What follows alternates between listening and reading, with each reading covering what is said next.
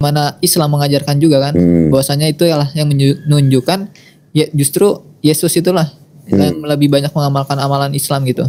Oh, pendeta itu tidak setuju kalau Yesus disebut Muslim. Iya. Oh, tetapi alasannya? dia statement akhirnya, tetapi kan Yesus dibaptis. Oke. Terus bagaimana? Emangnya umat Islam dibaptis? Tuh, ya kita jelasin sekarang. Saya jawab ya. Iya. Sekarang kita umat Islam dibaptis nggak? Yakin? Ya. Masya Allah. Gini tuh, ini baru murid teladan ini.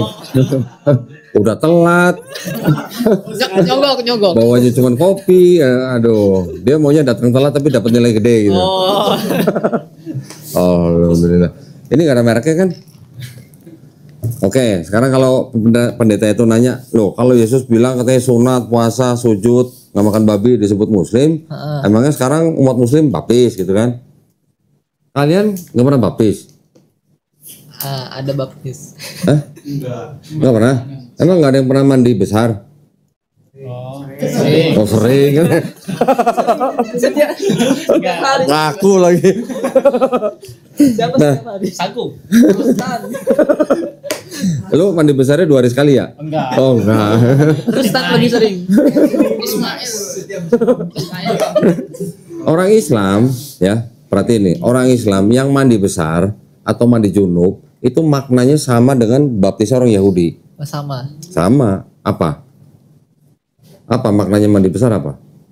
Untuk menghilangkan hadas besar. Hadas besar contohnya kalau untuk laki-laki Junub.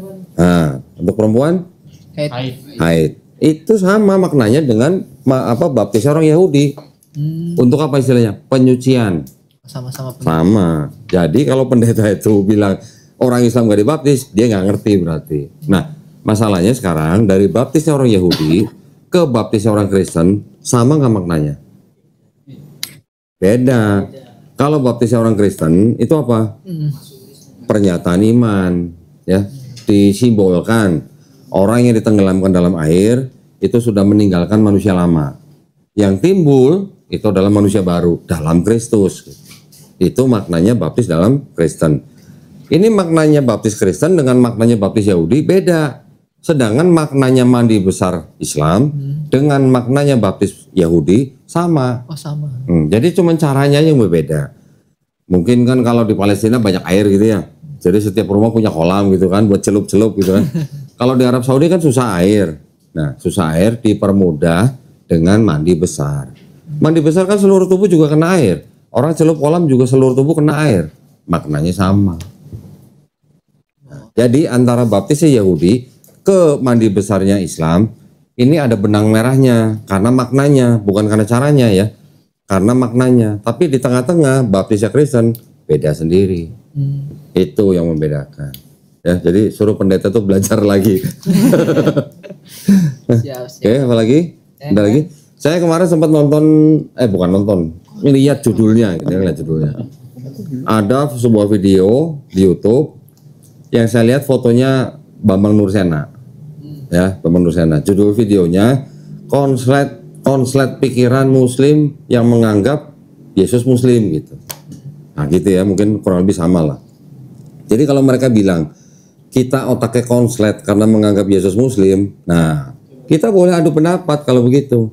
Coba kita lihat kesamaan-kesamaan apa yang diperbuat Yesus dalam Bible dengan apa yang diperbuat oleh orang Islam dalam syariatnya. Ada kesamaan apa enggak? Jadi orang yang mengatakan seperti itu orang yang tidak tahu bedanya akidah dan syariat. Nah, teman-teman tahu nggak bedanya akidah dan syariat? Harus tahu nih. Apa coba akidah? Syariat jalan aturan. Aturan bisa, hukum bisa. Hah? Terkait hukum hakam syariat. Apa? Syariat lebih kepada hukum. Pakai mic. Syariat apa? Syariat lebih kepada ahkam hukum. Ya. Kalau akidah? Terkait keyakinan. Keyakinan. Nah, jadi kalau kita katakan Yesus yang di Bible itu Muslim, artinya orang yang berserah diri, bisa nggak? Bisa. Karena di Matius 26:39 juga dikatakan apa? Jikalau bisa, lakukanlah cawan ini daripadaku. Tapi bukan kehendakku yang jadi, tapi kehendakmu yang jadi. Kalau orang menyerahkan urusannya kepada Sang Pencipta, namanya Muslim bukan? Secara akidah, secara syariat mungkin beda ya. Kita sebagai orang Islam sudah menjalankan syariat yang sudah disempurnakan dari Taurat, Zabur, Injil disempurnakan dengan Quran. Ini syariat nih. Kalau Taurat, Zabur, Injil kan syariat hanya untuk Bani Israel. Sedangkan untuk Islam sudah disempurnakan dalam Quran. Quran dan Sunnah gitu maksudnya. Quran dan Sunnah ini kan mencakup syariat yang tadinya dijalankan dan diterapkan oleh orang-orang Bani Israel, disempurnakan dengan Quran dan Sunnah. Misalnya contoh, sholat misalnya. Orang Israel juga sholat nggak? Sholat, ya kan? Mereka sujud nggak? Sujud. Di Bible banyak ayat-ayat yang menceritakan nabi-nabinya pada sujud. Bahkan bukan cuma nabinya juga, tapi sama umatnya sujud. Ya kan? Itu adalah salah satu bentuk dari syariat. Wudu ada nggak? Bani Israel ada. Mereka sebelum masuk ke dalam kemah perjanjian basuh kaki dan tangan. Wudu bukan? Wudu. Cuman bedanya kalau mungkin wudunya Bani Israel itu cuma tangan dan kaki, di Islam di dalam Quran dan Sunnah wudunya sudah disempurnakan. Ya kan? Ada cuci mulut, cuci tangan, cuci muka, cuci siku, cuci kaki, cuci kepala. Itu yang saya maksud dengan disempurnakan. Sujudnya ada atau sholatnya ada, wudunya ada, terus apa lagi? Syariat yang kita lakukan sekarang. Zakat ada nggak? 1/10. Orang Israel ada nggak? Ada apa? Perpuluhan. Yang 1/10. Nah, perpuluhan mereka itu adalah bentuk lain daripada zakat yang kita sekarang lakukan. Masalah besarnya seberapa itu yang disempurnakan dalam Quran dan Sunnah. Ketika di dalam Islam sekarang kita hanya berzakat 2,5%, itu pun bagi yang mampu. Di Bani Israel juga dulu ada kewajiban semacam itu gitu. Cuman syariatnya yang berbeda. Mungkin mereka harus membawa zakat itu ke bait suci setahun sekali, terus kemudian apa namanya? Yang jauh bisa diuangkan dulu, nanti di sana bisa dibelikan lagi dan macam-macam lah ya. Itu syariat yang berbeda. Tetapi secara akidah nih, keyakinan. Apakah Bani Israel itu menyembah Trinitas? Kan tidak.